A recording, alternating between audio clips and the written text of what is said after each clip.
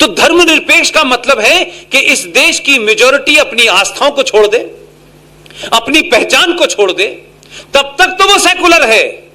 लेकिन अल्लाह मियां के बंदे 75 प्रकार की टोपी लगाएं, 76 प्रकार के पजामे पहने, कुर्ता ऊंचा पहने, नीचा पहने, वो फिर भी सेकुलर हैं, क्योंकि उनके यहां अवधारणा सेकुलरिज्म की है ही नहीं। इस देश में जो संविधान है वो सबके लिए है, ये जानते हुए कि उस संविधान में मैं 20 ऐसे प्रोविजन बता सकता हूं जिनकी लड़ाई शुरू करनी है मुझे कुछ दिन बाद। ऐसे प्रोविजन है कि आपको लगेगा कि भाई जो संविधान सेकुलर होने का दम 1976 में भरता है वो डिस्क्रिमिनेट कैसे कर सकता है। अगर ये स्टेट सेकुलर है जिसमें सब बराबर है तो ये माइनॉरिटी कमीशन क्यों है? अगर स्टेट सबके साथ बराबरी करती है तो फिर आर्टिकल 30A भारत के संविधान में क्यों है? किस नजरिए से रखा गया? फिर ये किसने ये नियम बनाया कि भारत के मंदिरों पे चढ़ने वाले पैसे को सरकार लेगी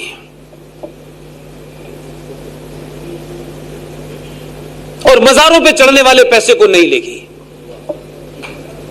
ये क्यों बनाया भाई? ये सेकुलर स्टेट है।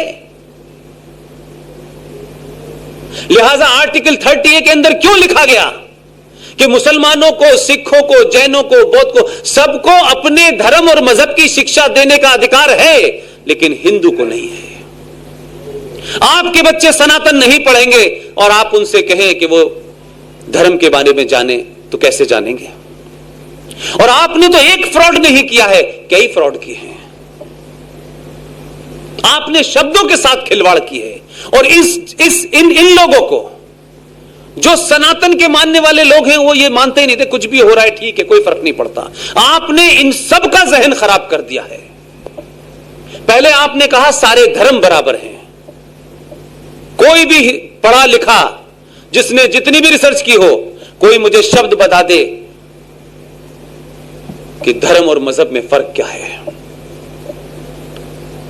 इस्लाम से लेकर के जितने भी हैं ये सिर्फ मजहब हैं। धर्म का अगर कोई ट्रांसलेशन हमारे साहित्य में, हमारे इतिहास में मिलता है, उसका ट्रांसलेशन होता है पंथ।